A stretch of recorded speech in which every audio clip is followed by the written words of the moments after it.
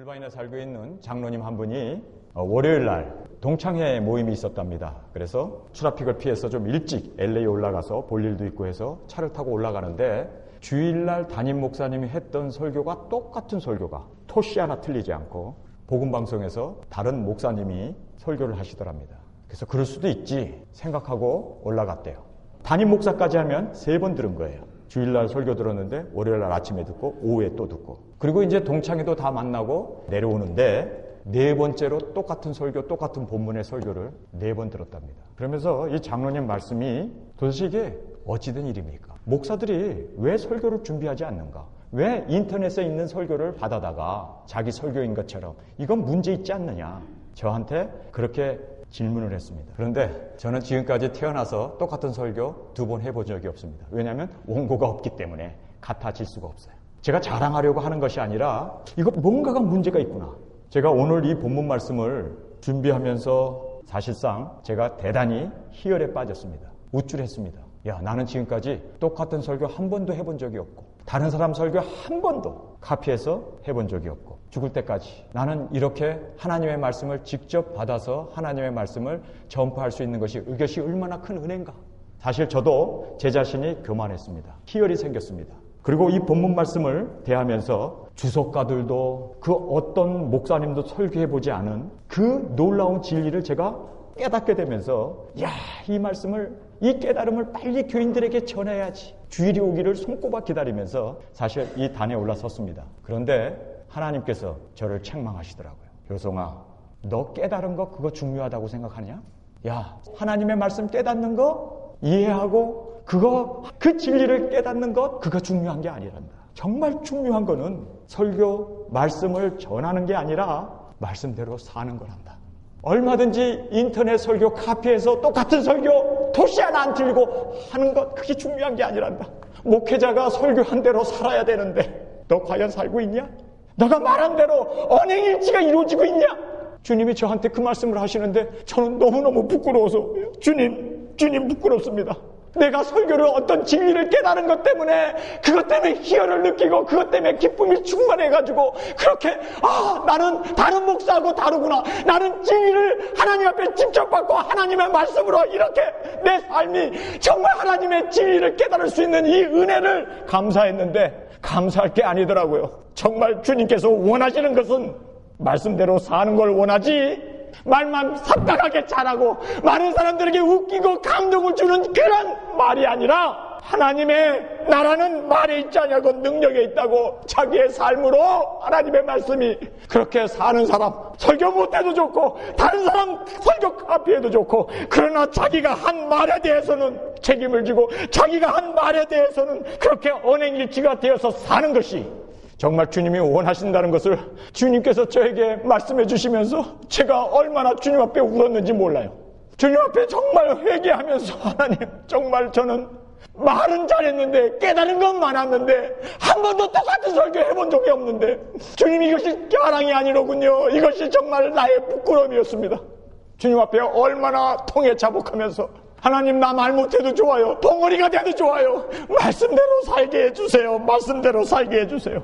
주님 앞에 발버둥 치면서 울부짖으면서 하나님 정말 저의 부족함을 고백합니다.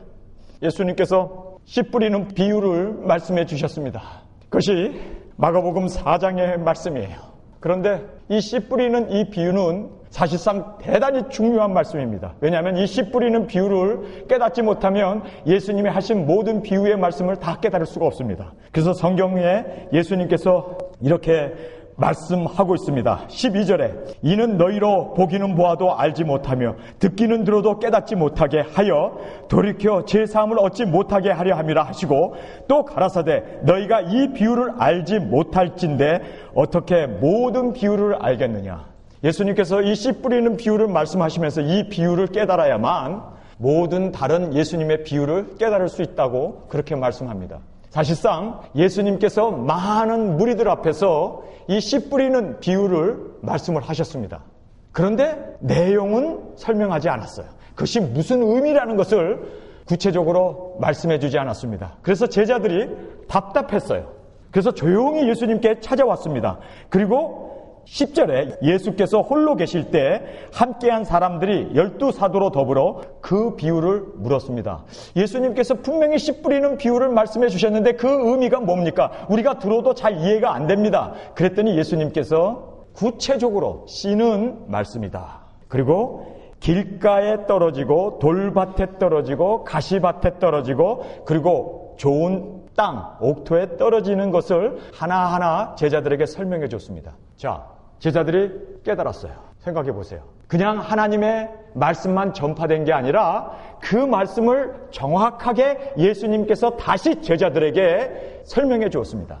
그런데 그걸로 끝나는 게 아니에요. 설명을 듣고 깨닫는 걸로 끝나는 게 아닙니다. 여러분, 구원은요, 진리의 말씀을 듣고 그 진리의 말씀을 깨닫는 걸로 끝나면 안 돼요. 진리는 나의 삶으로 드러나고 보여지고 살아야 합니다. 여러분, 우리가 믿음으로 구원을 받아요. 이것은 확실한 성경의 진리입니다. 그런데 그 믿음이 그저 깨닫고 듣고 믿는 그러한 피상적인 믿음이 아니라 삶으로 보여지고 삶으로 드러나고 그 진리가 나의 삶 가운데 생활로 보여지지 않으면 그것 안만 깨닫고 그것 안만 진리에 대해서 깊이 있게 통찰력을 가지고 깨달았다 하더라도 그것은 진정으로 믿는 믿음이 아닙니다. 산 믿음이 되어야 합니다. 여러분, 성경에 보면 의인은 믿음으로 말미암아 살리라. 여러분, 많은 사람들이 이 말씀을 가지고 의인은 믿음만 강조하고 있어요. 그런데 성경 원어를 보면 말이에요. 아니에요. live by faith예요. live가 이게 주어입니다. 산다는 거예요. 의인은 믿음을 삶으로, 자기의 삶으로, 자기의 생활로, 자기의 이 구체적으로 나의 가정 안에서, 직장 속에서, 나의 이 세상 속에서 살고 보여지고 나타나는 live, 이 산다는 것에 밑줄을 쳐야 되고 이 사는 것이 아니면 그 믿음은 죽은 믿음이에요. 우리가 사실 믿음으로 구원을 받습니다. 그런데 그 믿음은 산 믿음이에요. 삶으로 보여지고 드러나고 나타나는 믿음입니다. 예수님께서 너무 중요한 믿음에 대한 이 말씀을 해주시는데 어떻게 말씀하시는지 아세요? 땅에서 풀면 땅에서 먼저 풀어야 돼요. 땅에서 풀면 하늘에서 풀려요. 하늘에서 풀리고 땅에서 풀리는 게 아니라니까. 여러분이 우리가 우리의 죄를 용서한 것처럼 우리의 죄를 사하여 주옵시고, 주기도문에 보면요, 용서는 하나님이 먼저 하는 게 아니라니까 내가 먼저 해야 된다니까요. 내가 용서하고 내가 형제를 받아줘야 하나님이 우리의 죄를 사해 주시고 받아주신다는 거예요. 우리가 사람 앞에서 예수 그리스도가 주 되심을 시인하는 거예요. 세상에서 사람에서 시인하면 아버지와 천사 앞에서 예수님이 시인하신다고 그래요. 성경에 보면 말이에요, 땅을 먼저 두고 있어요. 여러분이 정말 믿는 그 믿음은 삶으로 보여지고 삶으로 나타나고 생활로, 그리고 우리의 구체적인 행동으로 드러나지 않으면 여러분이 깨달은 깨달음은 다 가짜고 여러분이 믿는 믿음은 다 헛 믿음이라는 것을 우리는 알아야 돼요. 삶으로 보여주지 않으면. 하나님 앞에 예배하는데도 재물을 가지고 하나님 앞에 예배하러 온 거예요. 그런데 예배 드리는 중에 이웃과 다투고 싸웠던 것이 생각이 나요. 그러면 우리는 보통 하나님과 먼저 풀고 하나님과 먼저 예배하는 것을 우선으로 두잖아요. 근데 예수님은 거꾸로 얘기해요. 재물을 놔두고 가서 형제와 풀고 그리고 다시 와서 예배를 드려야 하나님이 받으신대요. 저는 이 대목을 보면서 야, 정말 믿음이라는 것이 우리 삶에 내가 믿고 내가 알고 내가 깨달은 것이 삶으로 안 나타나면 가짜요. 암만 내가 예수님을 믿고 암만 내가 구원받고 내가 하나님의 자녀라고 큰 소리 쳐도 내 삶 가운데 나타나지 않으면, 내 삶 가운데 보여주지 않으면. 여러분, 하나님께서 아브라함을 시험하시는데 아브라함이 독자 이삭을 바칠 것 알았을까요? 몰랐을까요? 하나님은 전지전능하신 분이신데, 무소부지하신 분이신데 알아요. 그런데도 독자 이삭을 장작담에 올려놓고 손발을 묶어놓고 칼로 죽이려고 할 때 아브라함아 하나님께서 부르시잖아요. 그러면서 뭐라고 얘기하는 줄 아세요? 내가 이제라는 말을 써요. 내가 이제야 내가 하나님을 경외하는 것을 알았다는 거예요. 아니, 죽이기 전까지, 제단 위에 올려놓기 전까지 하나님이, 아브라함이 정말 하나님을 섬기는 건 몰랐나요? 하나님께서는요, He count on to our action. 우리가 이 세상에서 삶으로 보여지고 내 삶으로 나타나지 않는 것은 여러분이 다 가짜예요. 그것은요, 진정한 믿음이 아닙니다. 진정한 믿음은요, 살지 말라고 해도 살아요. 그렇게 하지 말라고 해도 해요.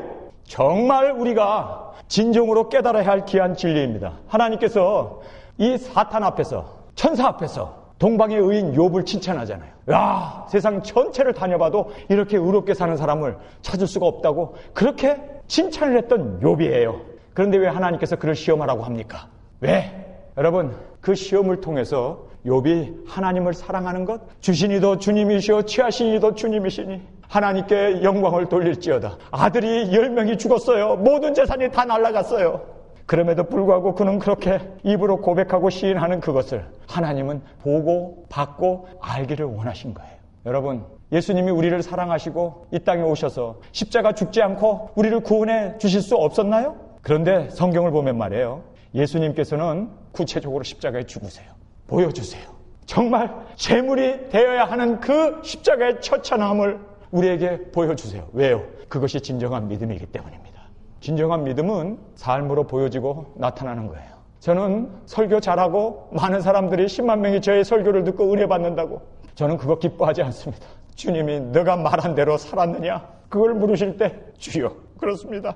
나 말 못해도 좋아요. 나 설교 못해도 좋아요. 많은 사람들에게 감동 못 줘도 좋아요. 그러나 말씀대로 살게 해 주옵소서. 여러분, 선이라는 것이 뭡니까? 그 선이라는 게 공중에 떠다니는 게 선입니까? 아니에요. 선은 나의 삶과 결합되어서 나의 삶의 선행으로 나타나는 이것이 선이에요. 여러분, 진리라는 게 뭡니까? 진리라는 게 공중에 떠다니는 게 진리입니까? 아, 진리가 뭐예요, 이게? 이게 진리가 뭡니까? 아니에요. 진리는요, 나의 삶과 결합해서 나의 삶 가운데 진리가 나타나는 거예요. 그래서 빌라도가 예수님에게 물었잖아요. 진리가 무엇이냐? 그랬더니 I am, 나다. 여러분, 예수님이 길이시고 진리시고 생명이셨어요. 생명이 그의 삶 가운데 삶으로 보여지고 십자가에서 나타나고 드러났던 것이 바로 성경의 진정한 가르침 아닙니까?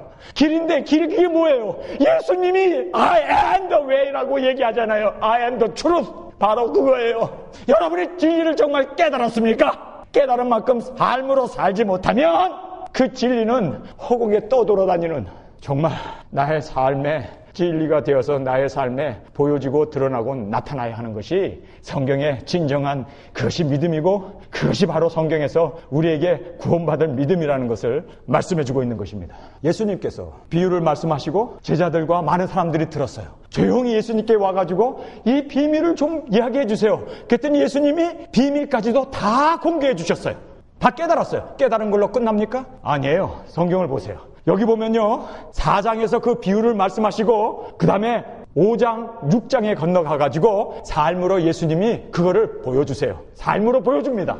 정말 우리의 실제적인 삶의 진리가 되어야 되는데 예수님께서 자, 일어나 가자. 그리고 자리에서 일어납니다. 그러면서 이 세상에 정말 길가가 무엇인가? 여러분, 길가의 씨앗은 사탄이 즉시 와서 뿌리운 말씀을 빼앗아 가는 것이다 라고 4장 14절 15절에 말씀해주고 있습니다. 제가 읽어드리겠습니다. 4장 14절입니다. 뿌리는 자는 말씀을 뿌리는 것이라.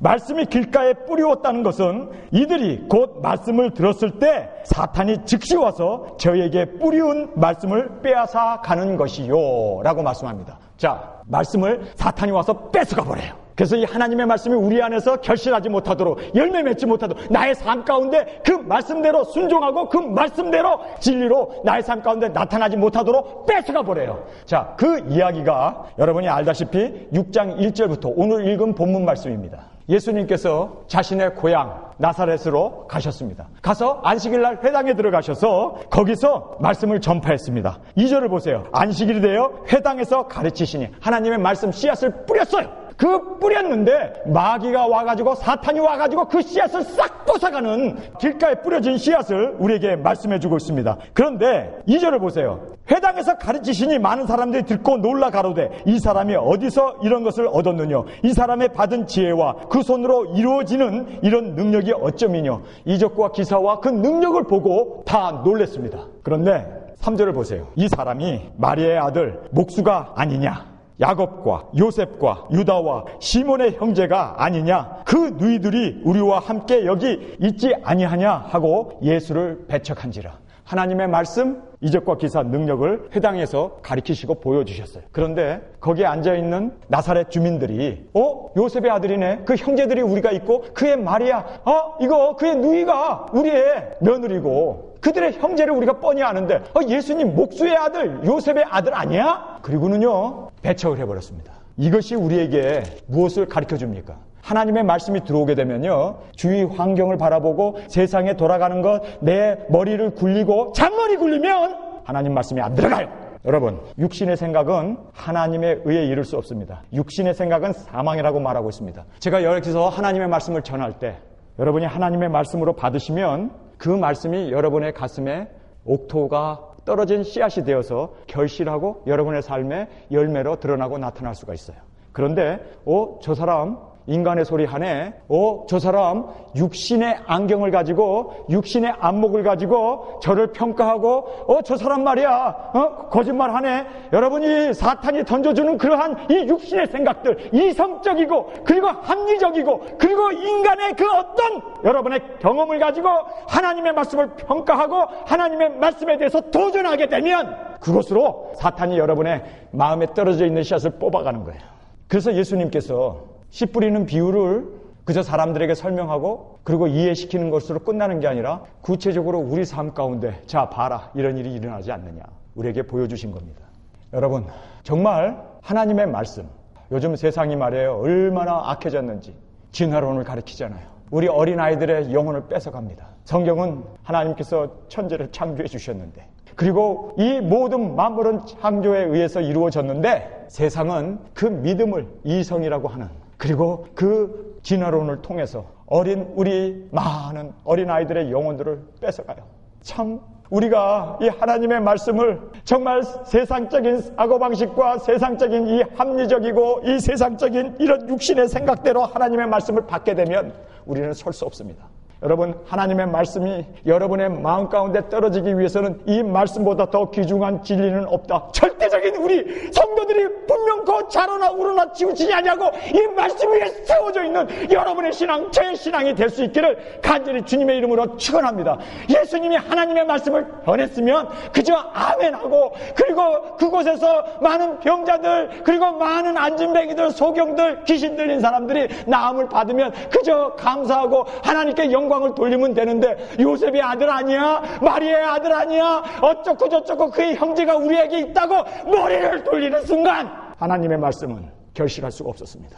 두 번째로 우리에게 보여주는 돌밭에 떨어진 씨앗을 말씀해주고 있습니다. 즉시 기쁨으로 받으나 뿌리가 없어 환난이나 핍박이 일어날 때 곧 넘어지는 자라고 말씀합니다. 이 말씀이 광풍을 만난 제자들의 모습이었습니다. 4장 35절을 보겠습니다. 거기 보면 제자들이 광풍을 만나게 되는데요. 35절에 그날 저물 때 제자들에게 이르시되 우리가 저편으로 건너가자. 예수님께서 우리가 저 호수를 건너서 저편으로 건너가자고 그렇게 제자들에게 명령을 했습니다. 여기 보면 우리가 저편으로 건너가자. 하나님의 말씀을 뿌렸습니다. 그런데 36절에 보니까 저희가 무리를 떠나 예수를 배에 계신 그대로 모시고 가매 여기서 주체해야 할 대목이 나와요. 다른 배들도 함께 하더라. 그러니까 예수님만 모시고 가는 배가 아니라 그 주위에 많은 배들이 배라는 배는 다 동원돼 가지고 예수님을 따라갔습니다. 하나님의 말씀을 들었어요. 자 이제 저 호수를 건너서 반대편으로 가자. 거기에는 거라사인이라고 하는 광인이 있었습니다. 그를 구원해내고 그를 마귀의 그 군대 귀신에게 사로잡혀 있는 그를 해방시켜주기 위해서 예수님께서 가자고 떠났습니다. 많은 배들이 함께 예수님을 모시고 떠났어요. 예수님의 배를 가운데 두고 웅이 해가지고 예수님의 말씀을 다 들었어요. 그리고 그들이 언덕을 향해서 지금 호수를 지나가고 있습니다. 그런데 예수님께서는 주무세요. 38절에 예수께서 고물에서 베개를 베시고 주무시더라. 제자들이 깨우며 가로되 선생님이여 우리의 죽게 된 것을 돌아보지 아니하시나이까. 예수님께서 베개를 비고 주무시고 있어요. 그런데 광풍이 불었습니다. 광풍이 불고 파도가 넘실거릴 때 제자들은 그래도 어부들이잖아요. 12제자 중에 7이 어부였습니다. 그러니까 어려서부터 이 잔뼈가 이 뱃속에서 고기 잡으면서 굵은 사람들이기 때문에 광풍이 불고 파도가 일면 어떻게 파도를 피해 가야 되는지 어떻게 파도를 타야 하는지 어떻게 바람을 이겨야 하는지 자세히 알고 있었습니다. 베드로 같은 사람은 진짜 프로페셔널이었어요. 그런데도 이들이 손을 딱 놓은 곳이 뭐였냐면요. 배에 물이 들어왔을 때입니다. 배에 물이 들어오면 이거는 끝장이에요. 그래서 성경에 보니까요. 37절에 큰 광풍이 일어나 물결이 부딪힘에 배에 들어와 배에 가득하게 되었더라. 배에 물이 파도가 쳐가지고 배로 물이 가득하게 되면 끝장이에요, 이거는. 그러니 끝장이니까 그렇게 파도가 치고 바람이 부니까 아니 주무시는 예수님 깨워야지. 당연히 깨워야지. 그렇지 않습니까? 그래서 예수님 우리가 죽게 되었나이다. 그리고 예수님을 깨우셨어요. 그랬더니 예수님께서 일어나셔서 주무시더니 제자들이 깨우매 가로되 선생님이여 우리가 죽게 된 것을 돌아보지 아니하시나이까? 예수께서 깨어 바람을 꾸짖으시며 바다더러 이르시되 잠잠하라 고요하라 하시니 바람이 그치고 아주 잔잔하여 지더라. 여러분 바람은 그치게 할 수 있어요. 그러나 파도는 웨이브기 때문에 그치라고 해서 그치는 게 아니에요. 바람이 안 분다고 해서 파도가 그치는 게 아닙니다. 이거는 몇 시간이 지나야 그쳐요. 근데 예수님께서 바람도 파도도 딱 그쳐버리게 한 것은 이것은 창조자이신 하나님이시기 때문에 가능한 일입니다. 그러니 제자들도 다 놀래버린 거예요. 아, 바람 그치게는 할 수 있어요. 동풍이 불다가 서풍으로 불 수도 있고 또 남풍이 불다가 그칠 수도 있어요. 바람이 불다가 자다가 하잖아요. 그런데 파도까지 자게 한 것은 이거는 기적 중에 보통 기적이 아닙니다. 그냥 일시에 파도까지 죽어버린 거예요. 이거는 불가능한 겁니다. 그런데 그렇게 파도까지 딱 잠잠하게 되었습니다. 그런데요, 여기에서 예수님의 배가 건너편에 도착했는데 예수님 배만 도착하고 나머지 따라왔던 그 많은 배들은 다 돌아갔습니다. 광풍 때문에. 바로 이거였습니다. 여기에서 돌밭의 씨앗은 정말 즉시 기쁨으로 예수님이 가자 할 때 갑시다. 그리고 예수님과 같이 기쁨으로 배를 타고 예수님의 배를 옹이하면서 그 수십 척이 함께 갔는데 파도 때문에 다 포기하고 도망가 버리고 오직 예수님을 모시고 있는 배 하나만 걸어서 땅에 도착하게 됩니다. 여러분, 우리는 다 천성을 향하여 가는 우리는 순례자입니다. 풍랑이 있어요.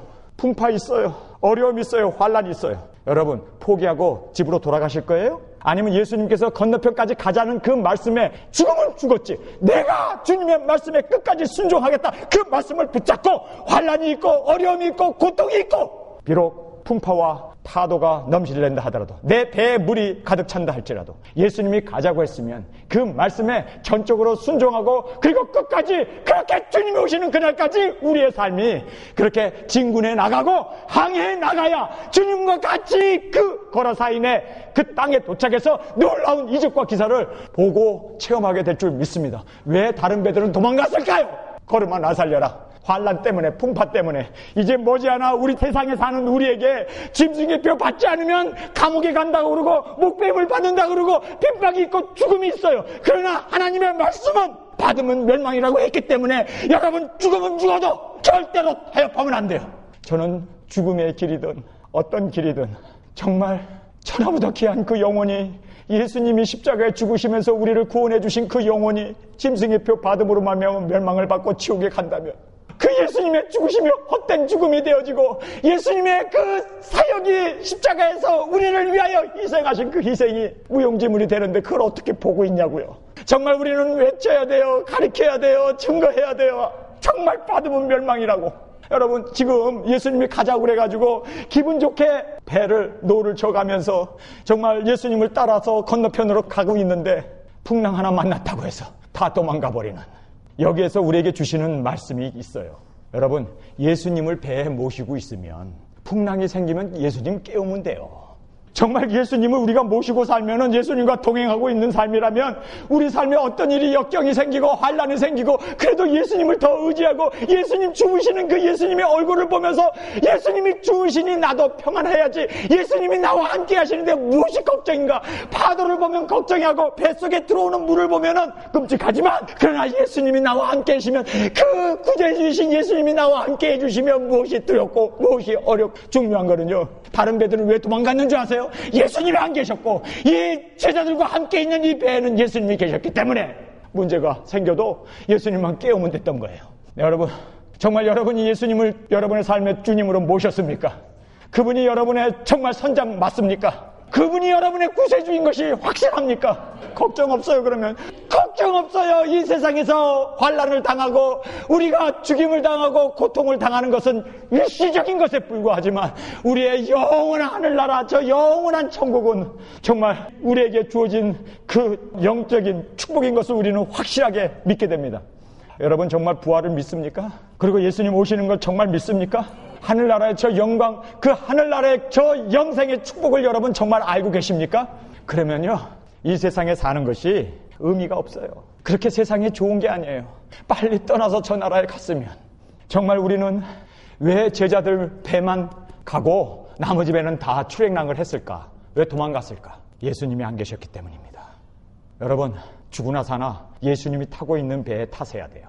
죽으나 사나 예수님이 계신 그곳에 주무시든지 일어나시든지 말씀을 전하든지 상관없어요. 예수님이 계신 곳에 여러분이 있어야 해요.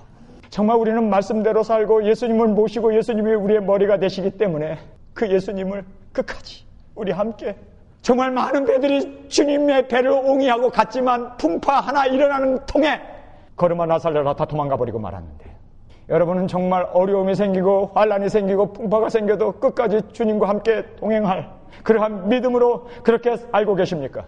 이것이 바로 돌밭에 떨어진 씨앗이었습니다. 기쁨으로 받지만 뿌리가 없어서 환난이나 핍박이 일어날 때 곧 도망가 버리고 말아요.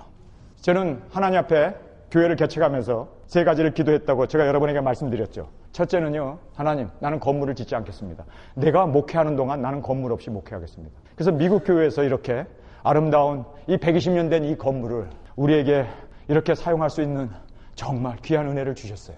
두 번째로 제가 하나님 앞에 기도한 것은 내가 목회하는 그 교회는 죽을 때까지 나는 안 떠날 거다. 주님, 예일교회가, 내가 개척하는 이 교회가 나의 무덤이 되게 해 주십시오. 그렇게 하나님 앞에 서원하고 지금 30년, 이제 31년째 목회를 하고 있습니다. 자랑하려고 하는 게 아니에요. 세 번째, 제가 하나님 앞에 기도했던 것. 우리 교회는 싸우는 순간 나는 교회 사표내고 떠납니다. 나는 우리 할아버지, 우리 어머님 어려서부터 자라면서 교회에 너무 많은 싸움과 분란을 받습니다. 하나님, 싸우는 교회라면 그는 주님이 없는 교회입니다. 어떻게 스스로 자기 몸을 해하고 서로 교인들끼리 싸울 수가 있습니까? 하나님, 교회에서 싸움이 난다면 주님, 저는 싸우는 그 순간 당장 사표내거나 목회 안 하겠습니다. 어떻게 싸울 수 있습니까? 그런데요, 지금 31년 동안 저희 교회 싸움이 없어요. 싸우지. 어떻게 싸우는지 아세요? 제가 설교로 땀 흘리면서 싸워요, 지금. 여러분, 목회자가 성도들과 싸울 겨를이 없어요. 마귀와 싸워야 되고 내 자신과 싸워야 되고 죄악과 싸워야 되고 세상과 싸워야지. 어떻게 교인들끼리 싸워? 우리가 같이 모여서 기도해주고 같이 협력하고 같이 신앙의 동지로 주님이 오시는 그날까지 우리가 같이 행군하고 같이 나가야 되는데, 환난이 온다고 해서, 핍박이 온다고 해서, 어려움이 온다고 해서 어떻게 우리가 서로를 배반하고 어떻게 서로를 밀고 하고 어떻게 죽음의 자리에 그렇게 내줄 수가 있겠냐고요. 성도 여러분, 우리 죽어도 같이 죽읍시다.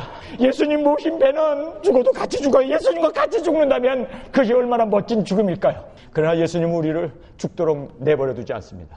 분명코 주무시던 예수님께서 자리에 일어나서 풍랑아 잠잠하라, 파도야 멈춰라. 예수님의 명령 하나면 온전히 모든 풍파는 싹 스탑되고 모든 어려움은 주님 안에서 모두가 다 온전하게 합력하여 선을 이룰 줄 믿습니다.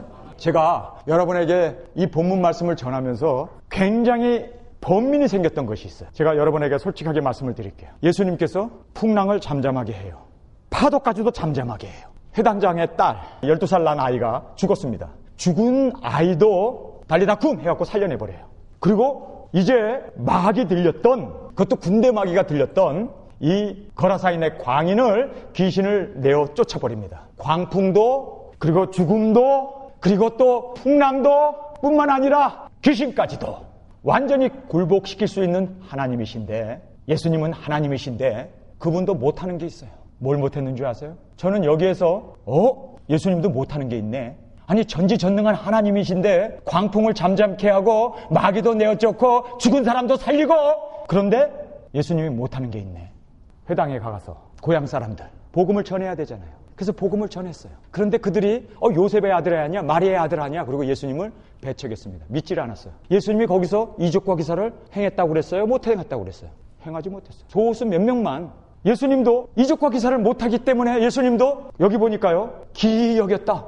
He wonder. 왜 이럴까? 왜 이럴까? 이적과 기사를 행하지, 믿음이 없으면요, 예수님도 이적과 기사를 행하지 못해요. 와, 이게 무서운 얘기더라고. 그리고 또 광풍도 잠잠하게 하고 죽은 자도 살려내고 뿐만 아니라 귀신들도 내어쫓던 그 예수님의 그 능력이 이 거라사인 땅에 살고 있었던 주민들이 와가지고 돼지 죽은 거 쳐다보고 정신이 멀쩡한 정신병자가 돌아와가지고 예수님 무릎 앞에 무릎 꿇고 있는 걸 보면서 그들이 뭘 얘기합니까? 예수님 떠나세요. 근데 예수님 떠나라고 하는데 예수님이 고분고분 떠나버려요. 예수님 떠나면 멸망이잖아요. 우리에게 여기서 주는 너무 귀중한 교훈이 있어요. 하나님은 다 하실 수 있지만 여러분의 마음에 들어가고 여러분을 믿게 하는 것은 못해요. 누가 천지 창조 전부터 예정하고 구원받기로 정해져. 인간이 예수님 떠나세요 그러면 예수님도 떠날 수밖에 없어요. 예수님을 믿지 않으니까 이적과 기사를 예수님이 아무 권능도 행할 수 없었다라고 얘기하고 있습니다. 하나님이신 그분이.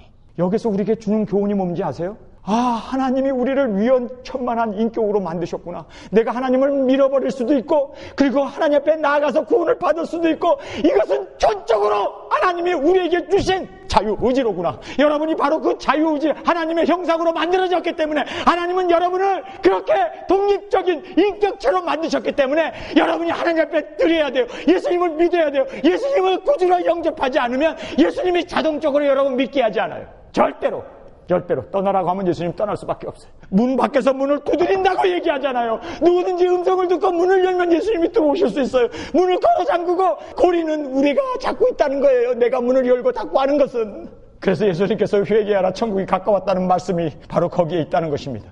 예수님께서 그 능력이 많으신 예수님, 못하실 것이 없는 예수님, 바람도 자게 하고 마귀도 쫓아내고 죽음도 살게 해주시는 그러한 능력자이신 예수님이 왜 사람들이 떠나란다고 떠나? 왜 예수님을 믿지 않는다고 해서 이적과 기사를 못 행해? 능력을 못 행해? 왜?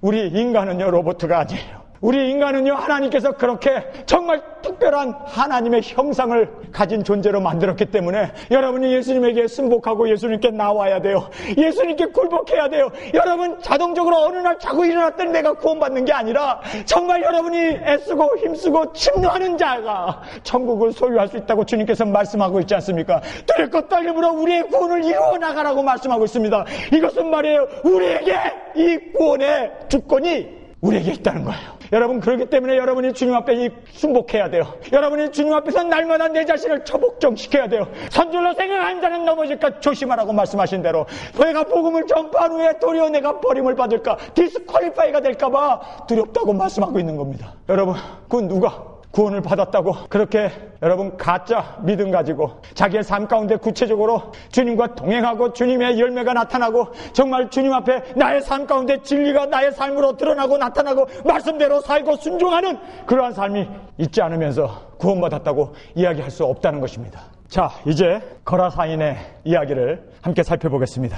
가시밭의 씨앗들, 세상의 염려와 재리와 유혹과 기타 욕심이 들어와 말씀을 막아 결실치 못하는 자라고 주님께서 그렇게 설명해 주셨습니다. 예수님께서 무덤가에 살고 있으면서 자기 몸을 해하면서 소리 지르면서 사람들을 공포의 분위기로 몰아놓고 있었던 이 광인, 얼마나 귀신이 많았냐면요, 군대라고 할 만큼. 그런데요, 이 사람이 왜 구원받는 줄 아세요? 예수님이 거라사인 땅에 배가 도착하고 예수님이 발을 육지에 대자마자 첫 번째로 찾아온 사람이 바로 이 거라사인이었습니다. 여러분이 나가야 돼요. 여러분의 발로 교회도 가야 되고 여러분이 성경도 여러분이 열고 성령님 내게 오시옵소서 여러분이 초청을 해야 되고 성령님께서 나에게 은사로 강한 역사로 들어올 수 있도록 통해 자복하면서 하나님 앞에 나아가고 하나님을 사모하고 그리고 주님 앞에 애타게 부르짖지 아니하면 하나님께서는 우리에게 구원의 길을 열어주실 수가 없다는 겁니다. 철저하게 이 광인이 주님 앞에 자기 발로 찾아왔어요. 보세요.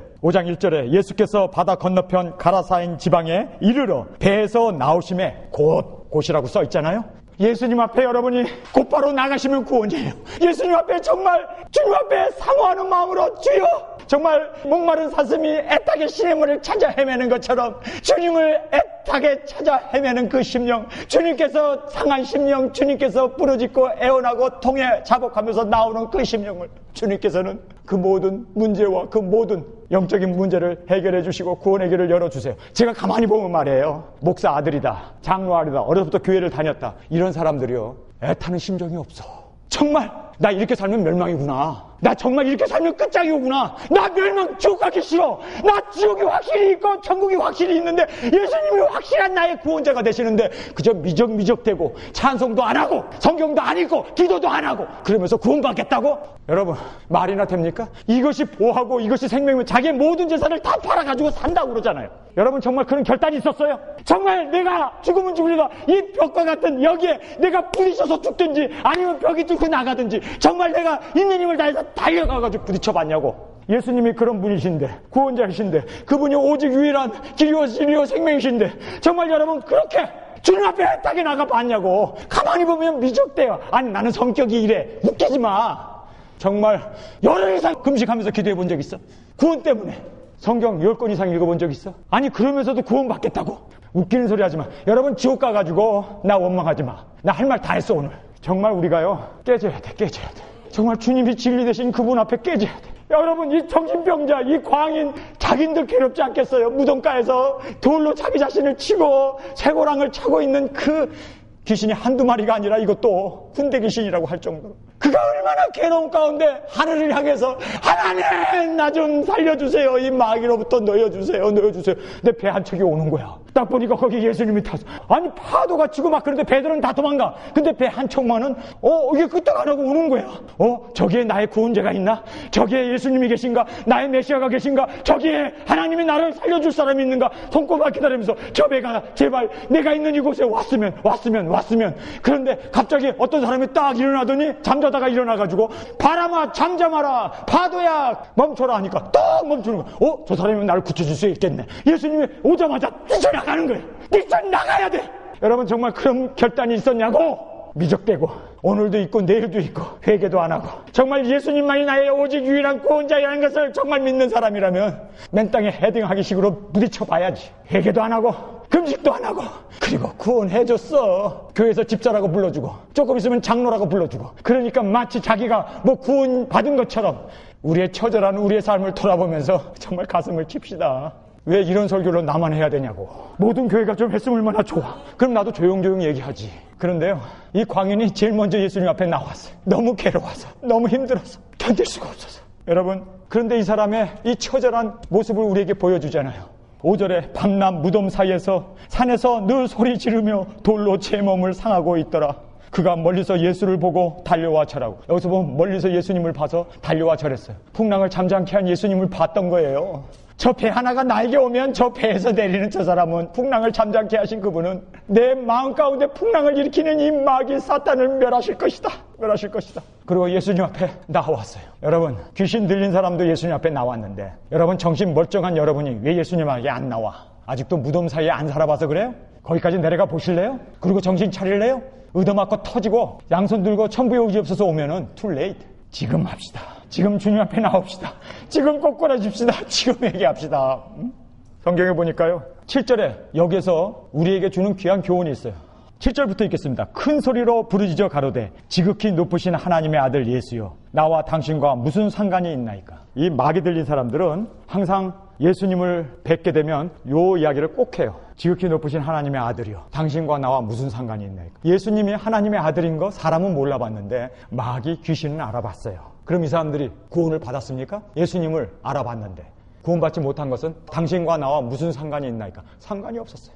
나를 괴롭게 말라는 거예요. 아직 나의 때가 이르지 아니하였나이다. 요 말을 마귀가 늘 하는 말이에요. 예수님 앞에 나온 모든 귀신 들린 사람들은 똑같은 요 말을 합니다. 지금 괴롭게 말라는 거예요. 당신과 나와 무슨 상관이 있냐고. 상관없다는 거예요. 그런데 요 말을 예수님이 똑같은 말을 마귀가 하는 요 말을 토시 하나 틀리지 아니하고 마리아에게 합니다. 가나 혼인잔치가 벌어졌어요. 거기에 많은 하객들이 왔습니다. 포도주가 다 떨어져 버린 거예요. 그랬더니 마리아가 예수님에게 와서 포도주가 다 떨어졌어. 그렇게 얘기를 하잖아요. 그랬더니 예수님이 여자여 나와 무슨 상관이 있나이까. 내 때가 이르지 아니하였나이다. 마귀가 하는 이야기를 토시 하나 안 틀리고 똑같이 읊어버려요. 예수님이. 그런데요 예수님을 배가 불러서 낳았고 30년 동안 예수님을 키웠던 마리아는 한눈에 알아봤습니다. 예수님과 상관을 가져야 된다. 그리고 예수님의 때를 만들어야 된다. 그것은 예수님과 상관을 짓는 방법은요 순종하는 거예요. 그리고 예수님께서 일하실 수 있도록 그를 주님으로 모셔야 돼요. 예수님이 일할 수 있도록 자기가 비록 어머니지만 여자여 하는 그 말에 그래 나는 여자에 불과해. 예수님은 천지를 만드신 하나님이시고 우리의 구원자이시고 내 아들임에도 불구하고 성령으로 잉태된 하나님의 아들이야. 그거를 한눈에 알아봤어요. 그래서 종들을 다 불러다 모아놓고 뭐라고 얘기합니까? 예수님이 뭐라고 하든지 간에 그 말대로 순종하라고. 여러분, 예수님의 말씀에 순종하지 않으면 여러분 예수님과 상관이 없어요. 암만 예수님이 구주라고 그러고 암만 예수님이 나의 구세주, 나의 메시아, 나의 하나님이라고 그렇게 고백해도, 하나님의 아들이라고 고백해도 여러분이 예수님의 말씀에 순종하지 않으면 마귀처럼 나와 무슨 상관이 있나이까가 되는 거예요. 그래서 종들에게 예수님이 뭐라고 말씀하시는 간에 그의 말에 순종하라고 그래요. 그랬더니 예수님이 그 종들에게 항아리에 물을 가득 채우라고 그러잖아요. 맹물을 항아리에 채우래요. 그런데 순종하면 예수님과 관계가 생기는 거예요. 그래서 맹물을 가득 부었습니다. 그랬더니 예수님이 이제 그 맹물을 퍼다가 연회장에게 갖다 주고 사람들에게 나누라고 그래요. 여러분, 순종이 예수님이 나의 주가 되시는 것이었고 순종이 예수님과 우리가 상관이 일어나는 일이었습니다. 여러분, 여기에서 이 거라사인 광인이 나와 무슨 상관이 있나이까? 예수님께서 사탄아 물러가라, 마귀야 물러가라 꾸짖으셨을 때 그가 이 지방에서 떠나지 않게 해주세요. 저기 돼지들이 있는데 돼지 속에 들어가도 될까요? 그래서 돼지에게 들어가라고 주님께서 허락하시니까 돼지에게 들어갔어요. 돼지가 2,000마리가 낭떠러지에서 굴러떨어져 다 호수에 빠져 죽었습니다. 이 목동들이, 돼지를 치던 아이들이 동네에 내려가고 자기가 본 거를 다 고했어요. 근데 동네 사람들 다 올라왔습니다. 와가지고 보니까 그 미친 광이가 정신이 온전해서 예수님 발 앞에 딱 무릎 꿇고 예수님 따르겠습니다. 그리고 예수님을 주님으로 온전히 공경하고 있어요. 아까까지만 해도 나와 무슨 상관이 있나이까 했던 사람이 이제는 예수님의 발 앞에 그를 주님으로, 하나님으로, 메시아로 모시고 그 앞에 무릎 꿇고 있어요. 그런데 이제 동네 사람들이 와가지고 보니까 이거 사람 하나 살리는데 돼지 2,000마리가 죽었잖아요. 사람 하나에 돼지 2,000마리가 죽어. 다른 사람 하나 더 살려놓으면 또 2,000마리가 또 죽어야 돼. 그러니까 떠나라는 거예요. 여러분, 여기가 우리에게 주는 것이 뭡니까? 세상의 염려와 재리와 유혹과 기타 욕심. 돼지를 잃어버린 것 때문에 영혼을 귀하게 보지 못한 거예요. 자기의 영혼을 돌아보지 못했습니다. 정말 우리가 세상의 재물, 세상에서 부귀, 세상에서 잘되는 것 쫓아가면 내 영혼이 안 보여요. 정말 세상 사람들의 그 영혼들이 안 보이고 오직 돈만 보이고 세상에서 잘되고 세상에서 축복받는 거 이것만 보여가지고 교회가 거대한 기업처럼 그렇게 하나님을 대적하는, 하나님과 재물을 겸하여 섬길 수 없다고 그러는데 돼지의 희생을 보면서 예수님 떠나라고 그래요. 예수님 떠나면 그들에게 있어서는 멸망인데, 그런데 예수님께서는요 그들의 영혼을 돈만 보고 돼지 죽은 것만 보고 희생당한 것만 보고 마음이 아파하는 그들을 보면서 예수님께서 사람 하나를 남겨놓고 떠납니다. 바로 정신이 멀쩡해진 이 청년이 예수님과 함께 배를 타고 떠나려고 하잖아요. 그랬을 때 여러분 성경을 보세요.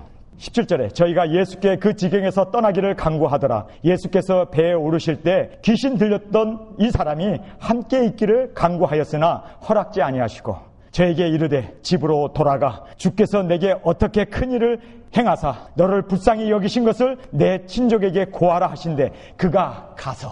여러분, 이제 예수님의 말씀에 그대로 순종해. 나 예수님 따라갈래요 했는데 예수님이 허락지 않고 집으로 돌아가서 하나님이 너에게 행하신 이 모든 놀라운 이적과 기사를 전파하라는 거예요. 예수님께서 최초로 보낸 선교사였습니다, 이 광인이. 그래서 이 사람이 보세요, 지금까지 마귀에게 순종하고 살았던 그가 이제 예수님의 말씀에 순종합니다. 가서 보세요. 여기 성경에 보니까 그가 가서 예수께서 자기에게 어떻게 큰일 행하신 것을 대가 멀리에 전파하니 모든 사람이 기이 여기더라. 아멘, 할렐루야. 여러분, 예수님과 무관하게, 예수님 나와 무슨 상관이 있나이까 그렇게 마귀들도 예수님과 무관하게, 예수님이 그리스도인 것을 알았음에도 불구하고 무관하게 살았던 이 귀신 들린 사람이 이제는 예수님을 주로 모시고 그 말씀에 순종해요. 내가 구원받았는지, 정말 나의 주가 누구인지 여러분이 누구 말을 듣느냐는 거예요. 여러분, 하나님의 말씀 듣습니까? 예수님이 여러분의 주인 건 맞습니까? 그러면 여러분은 예수님과 상관이 있는 자예요. 그런데 아직도 돈만 보이고 사람은 안 보이고 어떻게 하면 세상에서 호화롭게, 영화롭게, 평안하게 살 것인가만 생각하고 있다면 죄송합니다. 여러분의 주인은 돈이지 예수님이 아닙니다. 우리는 누구에게 순종하느냐에 의해서 그 순종하는 그 자의 종이 되어진다고 성경은 말하고 있습니다. 마지막 좋은 땅, 좋은 땅의 씨앗은 말씀을 듣고 받아 결신하는 자입니다. 그런데 여기에 보니까 거라사인의 광인이 예수님의 말씀에 같이 가겠다고 하는데 예수님이 허락지 아니하고 고향으로 가서 너의 친척들에게 하나님께서 행한 그 놀라운 이적과 기사를 전하라고 했을 때 그가 전했나요? 안 전했나요? 구원받았기 때문에, 예수님과 관계가 있기 때문에, 예수님이 주인이시기 때문에 이것이 바로 열매였습니다. 열매도 없으면서 구원받았다고. 지금도 친구하고 어울려 다니면서 핫도짝이나 들고 다니면서 점이나 치러 다니면서 그러면서도 예수 믿는다고. 천만에! 여러분의 주인은 세상이지, 세상의 돈이지 절대로 예수님은 아닙니다. 예수님이라면 그분의 말씀에 순종합니다. 자, 두 번째로 보세요. 12의 혈루증 여인. 이 여인도 예수님의 옷만 만지면 나을 것을 믿었습니다. 그리고 정말 그 믿음 가지고 예수님의 옷만 만져도 난다는 그 믿음을 가지고 그녀가 행동을 했습니까? 안 했습니까? 했어요. 많은 사람들을 군중을 해치고 정말 하혈이 나가지고 피가 줄줄줄 흐름에도 불구하고 빈혈증이 있어서 머리가 핑핑 돌잖아요.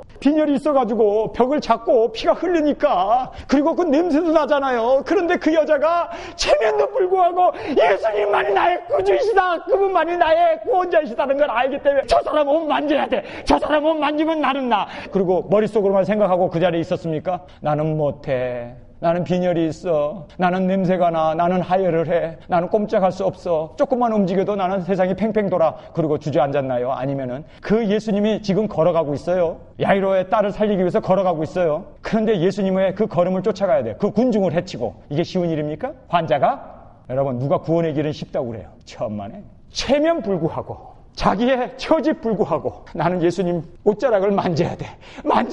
그리고 가서 딱 만지는 순간에 나버린 거예요. 그러면 예수님이 그냥 걸어가시면 될 텐데, 예수님께서 걸어가다가 딱 뒤를 돌아보고 누가 내 옷 만졌냐? 그러니까 제자들이, 아이 예수님, 지금 사람들이 막 옹이해갖고 밀고 박치고 하는데 누가 만지긴요? 다 만졌지. 아니다, 내게서 능력이 나갔다. 왜 예수님께서 길을 멈추시고 그 여자를 불러냈는 줄 아세요? 육체의 구원, 병치료의 목적이 있었던 게 아니에요. 내 믿음이 너를 성케했다는. 여러분 여기에 보세요. 34절에 예수께서 가라사대, 따라, 내 믿음이 너를 구원하였으니 평안히 가라, 내 병에서 놓여 건강할지어다. 요 말을 하고 있는데 회당장의 딸이 죽었다는 거예요. 아니, 그러니 예수님 갈 필요도 없지, 죽었는데. 야이로라고 하는 이 회당장이 말이에요. 이 사람이 회당장이면 그 당시에 유지입니다, 유지. 우리나라 말로 말하면 한 군수 정도 되는 사람이에요. 그런데 딸이 아프다는 것 때문에 예수님께 나오는데요. 어떻게 나왔는지 아세요? 여러분 성경을 잘 보시기 바랍니다. 22절부터 읽겠습니다. 회당장 중 하나인 야이로라 하는 이가 와서 예수를 보고 발 아래 엎드려, 여기 보면요, 예수님의 발 아래 엎드렸어요. 이 군수가 말이에요. 예수님이 지금 배에서 내리자마자 그의 발 아래 엎드렸어요. 마치 하나님을 경배하듯이. 어떻게 이렇게 땅에 엎드려가지고, 그리고 23절을 보세요. 많이 간구하여, 그냥 예수님 우리 집에 갑시다, 우리 딸이 아파요가 아니라 많이 간구해요. 여러분 정말 구원받기 위해서 여러분 정말 예수님 발 앞에 엎드려 본 적이 있냐고. 정말 예수님 앞에 많이 구해본 적이 있냐고. 방언 주려면 주고 말려면 말고, 이따위 나에게 구원 주려면 주고 말려면 말고, 여따위 정말 이 사람처럼 자기 딸, 정말 그 살아가는 딸, 그를 구원해내기 위해서 예수님 발 앞에 엎드렸어요. 땅바닥에 덜썩 주저앉아가지고. 그리고 예수님에게 많이 간구했다고 그래요. 많이 간구하시길 주님의 이름으로 축원합니다. 많이 간구해야 돼요. 그래서 예수님께서 기도에 대한 말씀을 하시고 끊임없이 기도하는 것을 말씀하시면서, 말세에 내가 믿는 자를 보겠느냐, 예수님이 탄식하세요. 여러분 하다가 안 되면 포기해버리고 말잖아요. 죽는 그날까지, 예수님 오시는 그날까지, 나의 기도가 응답될 때까지 여러분 포기하지 마시고 기도하셔야 돼요. 많이 간구하셔야 돼요. 그런데 예수님이 오케이, 내가 너희 집에 간다. 그리고 그 사람의 뒤를 따라서 가는 길에 집에서 사람 하나가 온 거예요. 회당장이니까 그 사람 밑에 하인이 많았을 거 아니에요. 하인 하나가 와가지고, 올 필요 없습니다, 딸이 벌써 죽었습니다.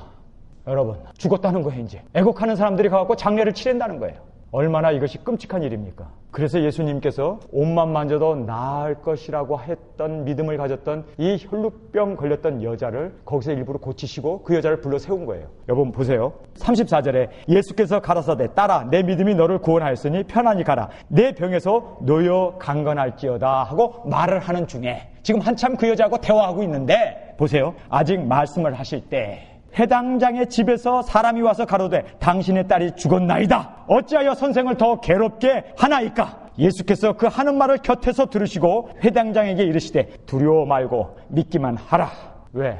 혈루증 여인을, 그 수치의 병에 걸려있는, 하혈하고 있는 그 여자, 왜 그랬을까요? 바로 야이로의 이 죽은 딸을 살릴 수 있는 믿음을 주기 위해서. 믿음이었습니다. 그런데 이 믿음은 그저 마음에 머물러 있고 머리로 깨닫는 믿음이 아니었습니다. 예수님께서 지금 비유를 말씀하시잖아요. 씨 뿌리는 비유를 말씀하시잖아요. 옥토에 떨어진 그 씨앗은 이렇게 순종으로 주님을 모시고 삶의 열매로 보여지고 나타나는 믿음이었습니다. 그저 그냥 마음속에 머릿속으로 깨닫는 것은 믿음이 아니에요. 그것은 진리가 아닙니다. 삶으로 보여지고 나타나고 하는, 이것이 바로 씨 뿌리는 자의 핵심 포인트였던 것입니다. 우리 다 같이 일어나 기도드리겠습니다. 하나님 아버지, 지금까지 우리는 얼만큼 진리를 깨달은 것으로 희열을 느끼고 감사하면서 나의 죄를 위하여 죽어주신 예수님, 그것 때문에 우리가 구원받았다고 얼마나 우리는 기쁨 가운데 있었습니까? 그러나 환난이 오고 핍박이 오고 어려움이 닥쳤을 때 우리는 언제라도 주저하고 뒤로 물러섰던 부족한 우리였음을 고백합니다. 아버지 하나님, 우리가 깨닫고 배운 이 진리가 나의 삶으로 보여지게 하여 주옵소서. 나의 삶으로 나타나게 하여 주옵소서. 정말 나의 생활로 그대로 아버지 하나님 이렇게 보여지고 나타나고 드러나는 주님과 관계에 있는, 주님이 나의 주인이시고 우리는 주님 발 앞에 엎드려져서 주님의 명령에 순종하고 따르는 정말 생명의 관계, 그 순종의 관계, 주님과 생명의 관계로 그렇게 우리의 살아있는 믿음으로 살아가는 저희들이 되어지게 하여 주옵소서. 이제는 우리 주 예수 그리스도의 은혜와 아버지의 사랑하심과 성령님의 감동 감화 역사하심이 진리를 깨달은 것으로, 진리를 안 것으로, 그리고 예수 그리스도가 나의 구주인 것을 깨달은 걸로 끝나지 않게 하시고 이제는 십자가를 지는 나의 삶 가운데 구체적으로 진리로, 생명으로, 그리고 길로 보여줄 수 있는 그러한 우리의 삶이 되어질 수 있기를 우리 주 예수 그리스도의 이름으로 간절히 축원하옵나이다. 아멘. 주님 다시 오실 때까지